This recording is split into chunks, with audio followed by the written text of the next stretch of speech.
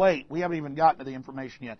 NSA intercepts on eve of 9/11 sent a warning. Messages translated after attacks. Washington Post. You read on to the articles about this. They got warnings a month before. They got warnings a week before. They got warnings a day before. This is just one of the articles of the plan to fly aircraft into the World Trade Center. And you just saw the reports they got back in 95.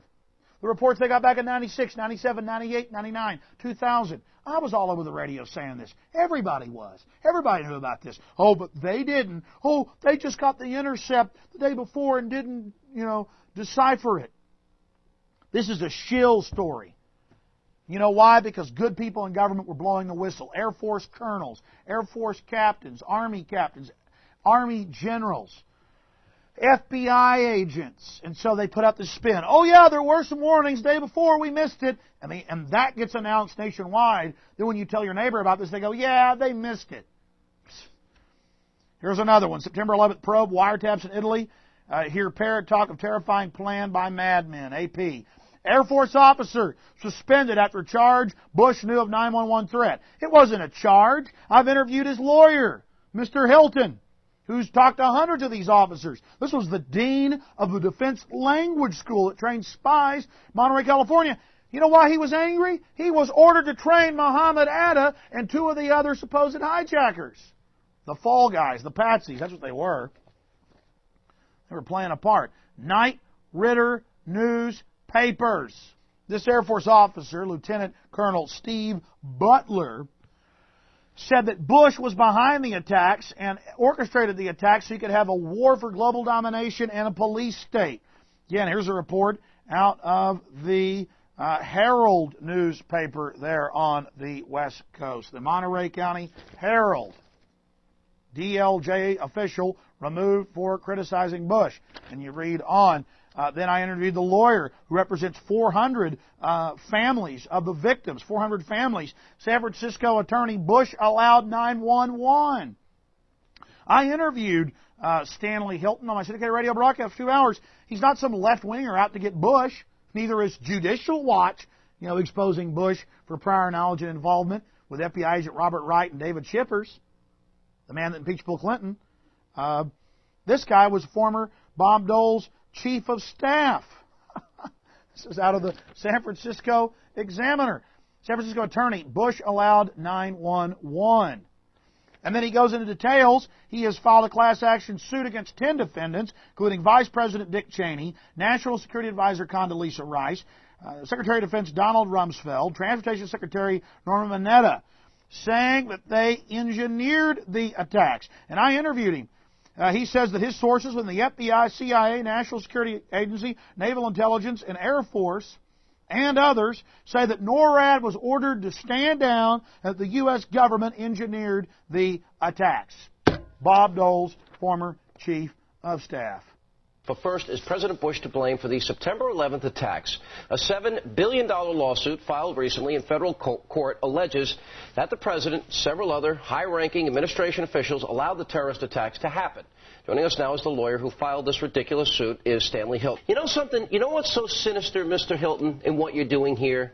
There is no evidence. There's no evidence, no specifics, no times. The president never saw the two memorandum that you talk of. You got some conspiratorial kook that you have feeding you information that doesn't know the president, never gave it to him here. But right now, this country's at war against terror. And it's a serious war, and people's lives are in jeopardy. And you're distracting the president, you're distracting the White House, you're distracting the country for your own selfish grandizement in this particular case. It's a disgrace what you're doing. You ought to be ashamed of yourself. You have no evidence, and you ought to pull it back. That's what you ought to do if you're a good American.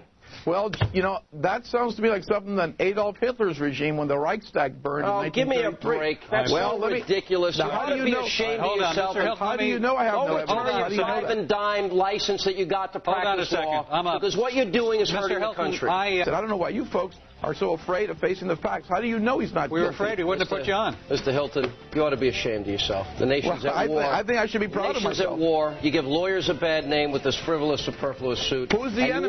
You want to depose the president with you have no evidence. It's a disgrace. We're at war. Well, you ought to be a patriot. You ought to back up your country, and you ought to be ashamed of yourself. I am a patriot. I'm defending the Constitution of the United States, something that Bush and others don't want to do. They want to tear this Constitution to pieces because they claim they're defending We got to something. move on. We're going to go from one ridiculous story to the next. My friends, I could spend an hour on each one of these reports, these confirmed reports. No one is refuting this. Every time the government gets caught, they say it's an accident. How is this an accident? This is from the Associated Press. Agency was to crash plane on 911. In what the CIA describes as bizarre coincidence, the U.S. intelligence agency was planning an exercise on September 11th, 2001, in which an hijacked jet aircraft is flown into the World Trade Center. Ladies and gentlemen, again, agency was to crash plane on 911. Here's another AP article. Agency planned exercise on September 11th, built around a plane crashing into a building. That's right. It says right outside D.C. at the CIA headquarters, they were running an exercise of flying jet aircraft into buildings. And I talked to Professor Tex Mars, Space and Aeronautics professor, former Air Force officer, who's a UT professor, retired now. And he agreed with me. In fact, I called him to see if he agreed. And I said, we know that there are these hundreds of Air Force officers and NORAD and CIA and other folks like the Air Force colonel that are aware that the government was guiding in the aircraft. NORAD was involved. They just had these Arabs to be seen at the scenes, at the airports as patsies, as fall guys, and had trained them at U.S. military bases. So, now that all these Air Force and Army intelligence and CIA people are angry, who were compartmentalized and go, wait a minute, why were they running so-called simulations of planes crashing into buildings on September 11th? And why did our government send money to the Taliban and Al-Qaeda? And, why did all these government officials get warnings not to fly? That's coming up. Why was Bush on Cipro, the anthrax-fighting antibiotic? They had gotten leaks of how the government was actually guiding the aircraft into the buildings, which is old remote control technology that's a standard on a lot of these Boeing aircraft now. And that's all confirmed.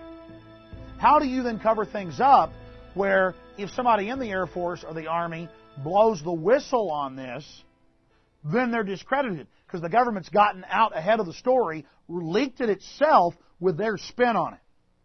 And that's not just our opinion. It's clear. We had all these military officers and CIA people leaking, dozens of them, FBI agents and others, going public, this Air Force colonel going public, saying that this was the fact. But that was getting small levels of press around the country. And then this big press story, oh yeah, we were running a simulation, guys. You were just confused. That's what you saw. It was just a drill.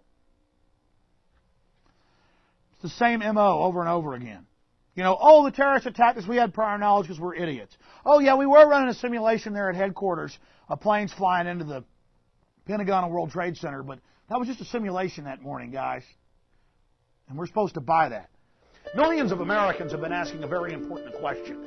Remember back in 1999, Payne Stewart, the famous golfer, his jet got off course just for 21 minutes and was already surrounded by F-16 jet aircraft in 21 minutes. But a year or two later, in September 11th, they had 70-plus minutes to get jets scrambled, and they didn't do a thing. Simultaneously, within 2 minutes of each other, 4 jet aircraft in the same area of the country turned off their transponders. That is an emergency happening at any time of the year when even one jet doesn't. But instead, 4 jets turn off their transponders almost simultaneously, and nothing is done. At least that's what the FAA and NORAD claim. We know that the FBI and Defense Intelligence have gone in and grabbed all of those control tower tapes. So we need to ask this important question. We need to get answers. Why was NORAD and the FAA ordered to stand down?